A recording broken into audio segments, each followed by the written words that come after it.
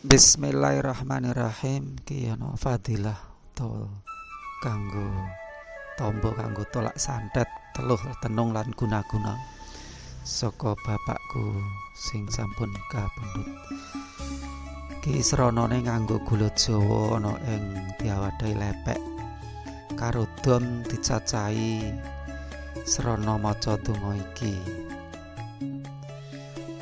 Bismillahirrahmanirrahim. Allahumma ya Fatahu, ya Mukhid, ya Mukhid, ya Mukhid, ya Sultan, ya Sultan, ya la ilaha illallah Muhammadur Rasulullah sallallahu alaihi wasallam.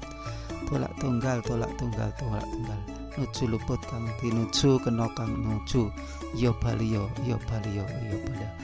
Ora ingsun kuwasa nolak ing gambar, nolak bubuk, tolak pasangan lan tolak santet, tolak tenung lan tolak ing tenuh teluh angin Allah kang tolak saka ngalor tolak bali ngalor, saka ngidul tolak bali ngidul, saka ngetan tolak bali ngetan, saka ngulon tolak bali ngulon, saka dhuwur tolak bali dhuwur.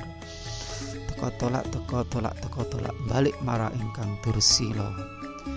Sawise gula Jawa mau ana ing lepek mau dicacahi srana sugesti nyacahi penyakit utawa ngelarani utawa nyingkirna penyakit ana ing badan kang ditambani, terus diparingi banyu, terus diombekno marang kang lara.